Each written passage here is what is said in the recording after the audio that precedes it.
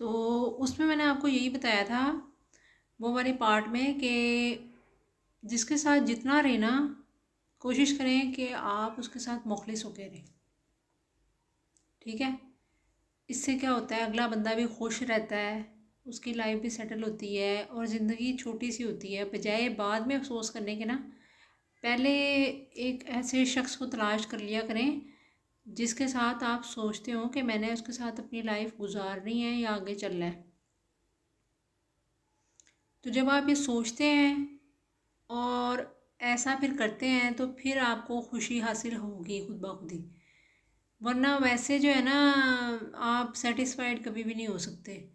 تو یاد رکھیں کہ جب جس کے ساتھ جتنی دیر رہیں مخلص ہو کے رہیں، اسی کے ساتھ رہیں، اور جو ہے نا اپنی زندگی میں کوشش کریں کہ کسی کو دھوکہ نہ دیں. کیونکہ ہوتا یہ ہے کہ جب انسان نا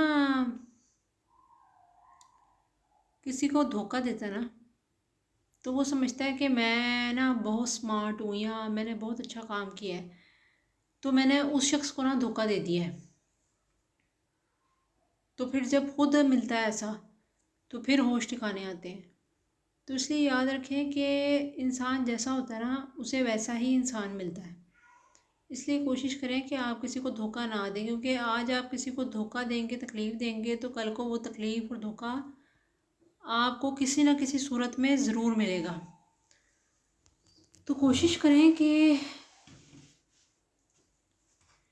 کسی دوسرے کو تکلیف نہ دیں، کسی دوسرے کو ایسی اذیت نہ دیں جو کہ جو ہے نا اسے جیتے جی مار دے. اب جو میں نے آپ کو پارٹ 1 میں بات بتائی تھی کہ جو عورت اسے چھوڑ کے چلی گئی تھی، جب ایسی کنڈیشن کسی کے اوپر بھی آتی ہے، چاہے وہ شوہر ہو یا بیوی ہو، ان میں سے کسی کے اوپر ایسی کنڈیشن آ جاتی ہے جس کی وجہ سے وہ چل نہیں سکتے، پھر نہیں سکتے یا معذور ہو جاتے ہیں، اور ان میں سے کوئی ایک پارٹنر ان کا چھوڑ کے چلا جائے تو وہ تکلیف بہت شدید ہوتی ہے.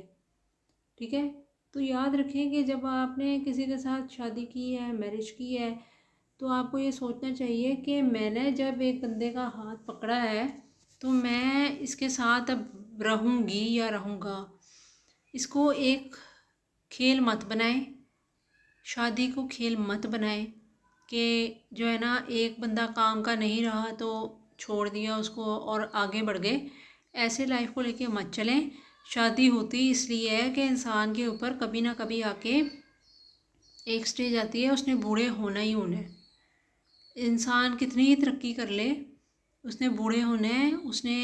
ایک دفعہ مرنا بھی ہے، اور اپنی لائف میں چاہے جو مرضی جہاں مرضی دنیا پہنچ جائے لیکن یہ چیزیں بدلنے والی نہیں ہیں. اسی طرح جب آپ لوگ یہ بات پہ امید رکھتے ہیں اور اس بات پہ آپ کا ایمان بھی ہے کہ آپ نے انسان نے ایک دفعہ مرنا ہوتا ہے اور پھر جو ہے نا بوڑھے بھی ہونا ہوتا ہے، تو اس بات پہ بھی یقین رکھا کریں نا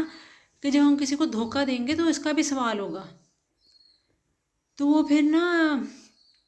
انسان جب یہ سوچتا ہے نا کہ کیونکہ وہ دھوکہ جب آپ کسی کو دے دیتے ہیں اور آپ کسی اچھے کی تلاش میں کسی پہلے والے کو چھوڑ دیتے ہیں، تو جس کے پاس آپ جاتے ہیں یا تو آپ کو اس سے دھوکہ ملتا ہے یا آپ 2-3 چھوڑ دیتے ہیں پھر دھوکہ ملتا ہے، لیکن کسی نہ کسی صورت میں، چاہے وہ اولاد کی صورت میں ہو یا کسی کی صورت میں ہو یا کسی بھی چیز کی صورت میں ہو، ملتا ضرور ہے. تو یاد رکھیں، اور خاص طور پہ یہ کنڈیشن سب سے بری ہوتی ہے کہ جب ایک عورت یا آدمی جو ہے نا وہ معذور ہو جائے اور دوسرا شخص جو ہے نا اس کے زندہ ہوتے ہوئے اس کا خیال نہ رکھے، اس کی کیئر نہ کرے. کیونکہ اگر تو آپ سوچتے ہیں کہ آپ اس شخص سے پیار کرتے ہیں یا محبت کرتے ہیں، تو پیار یا محبت جو ہوتی ہے نا وہ بغیر کسی غرض کی جاتی ہے،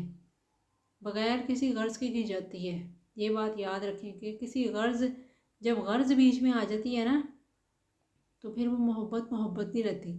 اور پھر جب آپ نے اتنے سال اپنی لائف کے گزارے ہوں تو پھر نہ کوشش کیا کریں کہ ایسے شخص کا ساتھ دیں جس کے ساتھ آپ رہ سکیں، اور جس کے ساتھ رہیں اس کا ساتھ بھرپور دیں، جس کے ساتھ رہیں مخلص رہیں. اللہ حافظ.